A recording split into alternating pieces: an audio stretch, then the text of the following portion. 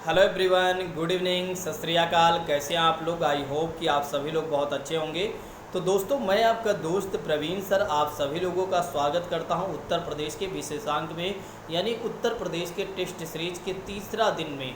यानी आज है तीसरी क्लास है। तो आप सभी लोग जिस तरह से आप सपोर्ट कर रहे हैं, मैं उसके लिए आप सभी लोगों को तहे दिल से धन्यवाद देता हूँ या धन्यवाद करता हूँ। साथ ही साथ मैं आपसे यही कहना चाहूँगा, क्लास को लास्ट तक आप देखिए। बहुत अच्छा कंटेंट मैं लेकर आ रहा हूँ। ये मान के चलिए, आप 3 क्लास, अभी तक 2 क्लास हुई है, 2 क्लास को आप देखिए, खुद में खुद आपको पता चलेगा कि कितना अच्छा कंटेंट है। साथ ही साथ मैं आपसे ये भी कहना चाहूँगा, यदि आप नए हैं तो चैनल को ज़रूर सब्सक्राइब कर लें, और यदि आप पुराने हैं तो चैनल को ज़रूर शेयर कर दें।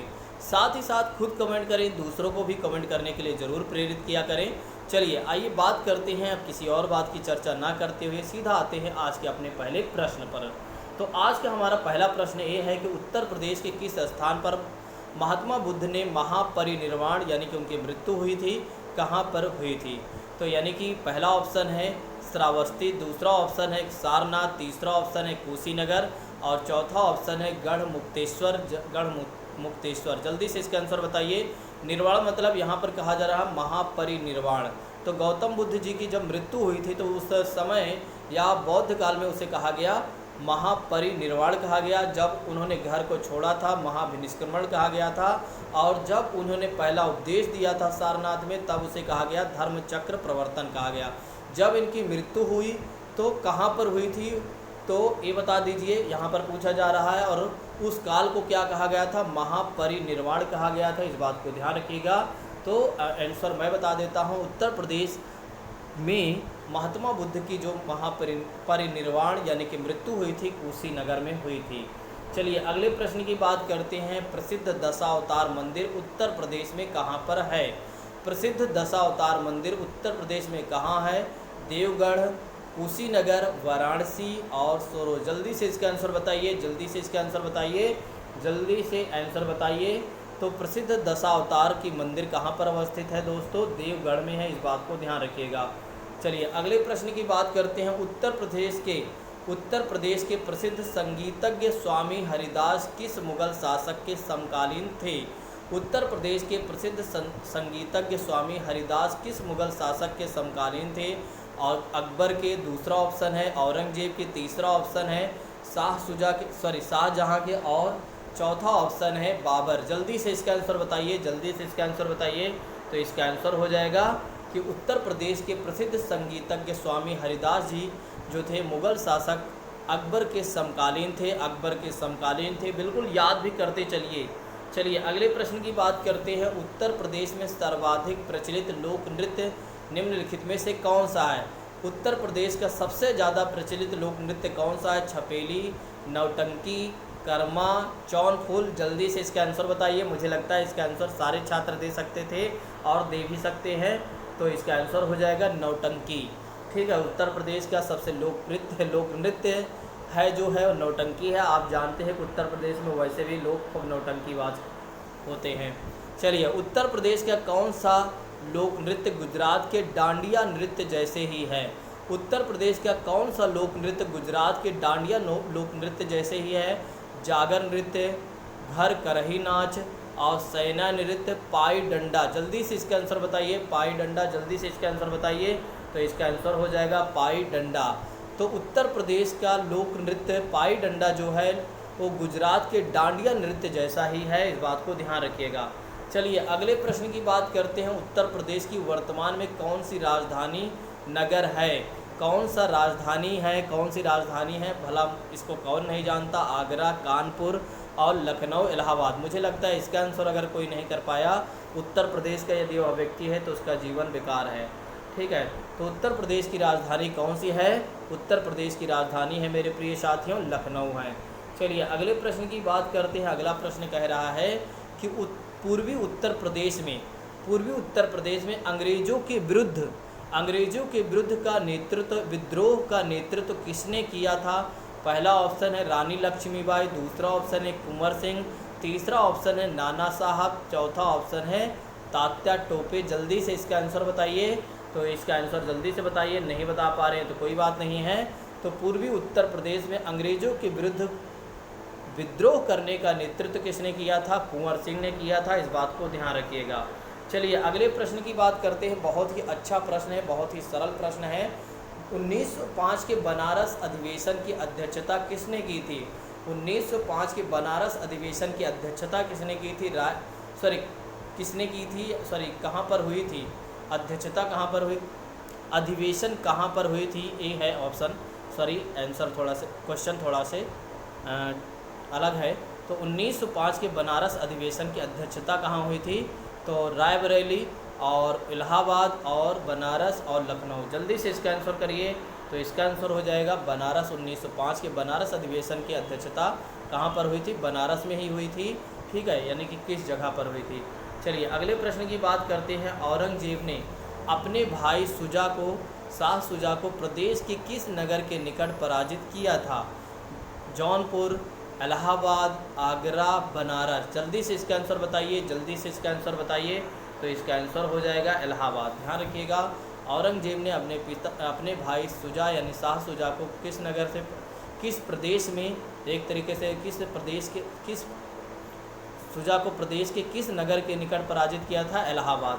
चलिए अगले प्रश्न की बात करते हैं। उत्तर प्रदेश में तांबा किस जिले में पाया जाता है?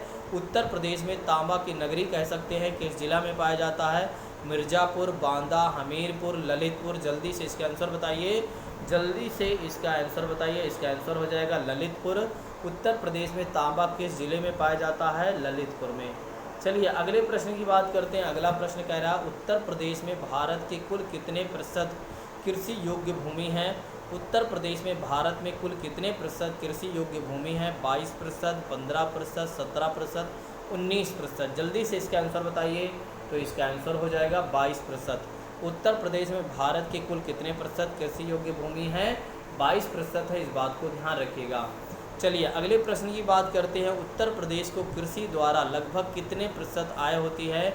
50%, 68% और 80% और 60%। मतलब उत्तर प्रदेश को कृषि के माध्यम से कितने प्रतिशत इनकम होती है? जल्दी से इसका आंसर बताइए।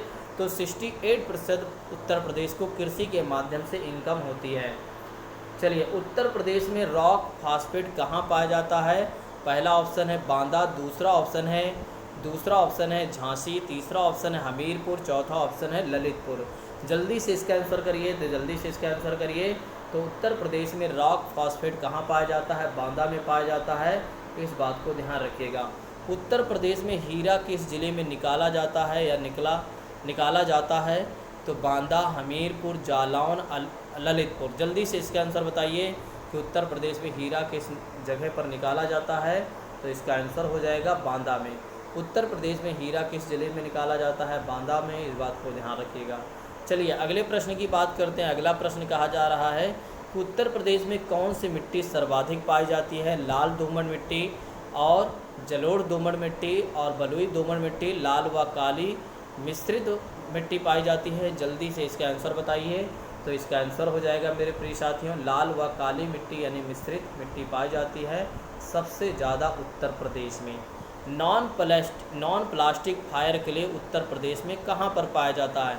Non plastic fire clay Uttar Pradesh में कहाँ पाया जाता है? मिर्ज़ापुर में, जौनपुर में, बनारस में, इलाहाबाद में। जल्दी से इसका आंसर बताइए। तो मिर्ज़ापुर में non plastic fire clay Uttar Pradesh में पाया जाता है। चलिए अगले प्रश्न की बात करते हैं। उत्तर प्रदेश में यूरेनियम के भंडार कहाँ पाए जाते हैं? ललितपुर, बांदा, हमीरपुर, मिर्ज़ापुर। जल्दी से इसका आंसर बताइए, जल्दी से इसका आंसर बताइए। आज बहुत ज़्यादा बड़ी क्लास नहीं होगी, छोटी ही क्लास रहेगी। तो उत्तर प्रदेश में यूरेनियम का भंडार कहाँ पर पाया जाता है? ललितपुर में पाया जाता है, इस बात को ध्यान रखिएगा कि उत्तर प्रदेश में यूरेनियम के भंडार कहाँ पाए जाते हैं? वो है आपके ललितपुर में। चलिए उत्तर प्रदेश का भारत के चावल उत्पादक राज्यों में कौन सा स्थान आता है?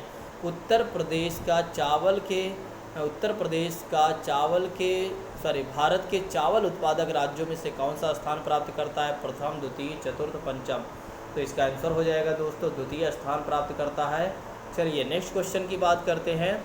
उत्तर प्रदेश में किस मौसम में सरसों की उपज की जाती है?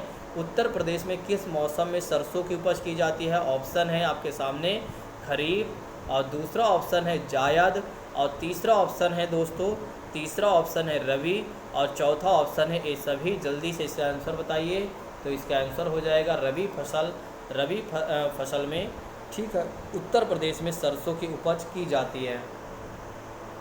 चलिए अगले प्रश्न की बात करते हैं। तंबाकू कृषि, तंबाकू की कृषि उत्तर प्रदेश में किस कार्य के लिए की जाती है? मतलब कौन, किस लिए तंबाकू की कृषि की जाती है? निर्यात के लिए, सिरा उत्पादन के लिए, खाने और हुक्का हेतु, और ये सभी। जल्दी से इसका आंसर बताइए कि तंबाकू किस लिए उत्तर प्रदेश में उत्पादन किया जाता है? तो खाने और हुक्का में प्रयोग करने के लिए। देखिए उत्तर प्रदेश के लोग हैं, आप जानते हो, ये बेचेंगे कहाँ, ठीक है, ये अपने लिए ही ज़्यादा खाते पीते हैं, ज़्यादातर इनका अपना ही लक्ष्य रहता है। नेक्स्ट बात करते हैं कि भारत में गन्ना उत्पादन की दृष्टि से उत्तर प्रदेश का कौन सा स्थान है? प्रथम, चतुर्थ, तृतीय, द्वितीय। भारत में गन्ना उत्पादन की दृष्टि से उत्तर प्रदेश का कौन सा स्थान है? पहला ऑप्शन वही, जल्दी से बताइए। तो पहला ऑप्शन इज राइट, यानी प्रथम स्थान प्राप्त करता है उत्तर प्रदेश गन्ना उत्पादन में। नेक्स्ट क्वेश्चन की बात करते हैं। उत्तर प्रदेश में सर्वाधिक सिंचाई निम्नलिखित में से किस साधन द्वारा की जाती है? उत्तर प्रदेश में सबसे ज़्यादा सिंचाई किस साधन द्वारा की जाती है? नहर, तालाब या अन्य स्रोत या कुएं नलकूप से? जल्दी से इसका आंसर बताइए, जल्दी से इसका आंसर बताइए। तो इसका आंसर हो जाएगा कुएं नलकूप यानी ट्यूबवेल वगैरह से की जाती है। चलिए अगले क्वेश्चन की बात करते हैं। बहुत ही अच्छा प्रश्न है। उत्तर प्रदेश में गोकुल बैराज का निर्माण कब प्रारंभ किया गया था? पहला ऑप्शन है दिसंबर 1990, जनवरी 1992, अक्टूबर 1990 और सितंबर 1991। जल्दी से इसका आंसर बताइए मेरे प्रिय साथियों, जल्दी से इसका आंसर बताइए। और जो हमारे नए साथी में चैनल को ज़रूर सब्सक्राइब कर लें। तो इसका आंसर हो जाएगा कि उत्तर प्रदेश में गोकुल बैराज का निर्माण कब प्रारंभ किया गया था? दिसंबर 1992 में, दिसंबर 1990, इस बात को ध्यान रखिएगा। चलिए अगले प्रश्न की बात करते हैं। उत्तर प्रदेश की सबसे लंबी नहर कौन सी है? ठीक है, इसको अभी हमने करवा दिया है पिछले वाले क्लास में। उत्तर प्रदेश की सबसे लंबी नहर कौन सी है? ऊपरी गंगा नहर, और दूसरा ऑप्शन है शारदा नहर, और तीसरा ऑप्शन है आगरा नहर, और चौथा ऑप्शन है निचली गंगा नहर। जल्दी से इसका आंसर बताइए। तो इसका आंसर हो जाएगा शारदा नहर। इस बात को ध्यान रखिएगा कि उत्तर प्रदेश की सबसे लंबी नहर कौन सी है? शारदा नहर। चलिए अगले प्रश्न की बात करते हैं। अगला प्रश्न कह रहा है कि उत्तर प्रदेश में रानी लक्ष्मीबाई बांध परियोजना किस नदी पर है? उत्तर प्रदेश में रानी लक्ष्मीबाई बांध परियोजना किस नदी पर है? तो रामगंगा नदी, भागीरथी नदी, बेतवा और घग्गर। अगर आप लोग कहिए तो उत्तर प्रदेश स्पेशल पर मैं आपको पूरी तरीके से थ्योरेटिकल पार्ट भी पढ़ा दूं, ठीक है। अगर आप लोग कहिए तो मैं उत्तर प्रदेश यानी पूरा जीके जीएस कवर कर देता हूं। उसमें जियोग्राफिकल, हिस्टोरिकल और पॉलिटिकल और एक तरीके से इकोनॉमिकल और उत्तर प्रदेश की जितनी भी प्रसिद्ध चीज़ें हैं सारी चीज़ें मैं करवा सकता हूं यूपी स्पेशल। मात्र 15 से 20 घंटे की क्लास होगी। अगर आप लोग कहिए तो मैं इस तरह की चीज़ें प्रोवाइड आपको करा देता हूं। आप लोग कमेंट करके बताइएगा ज़रूर, क्लास ख़त्म होने के बाद ही बताइएगा ताकि मैं आपकी कमेंट को रिसीव कर सकूं। नहीं तो यूट्यूब क्या करता है, आपके कमेंट को हटा देता है। चलिए अगले को, इसका आंसर हो जाएगा उत्तर प्रदेश में रानी लक्ष्मीबाई बांध परियोजना किस नदी पर है दोस्तों? बेतवा नदी पर है।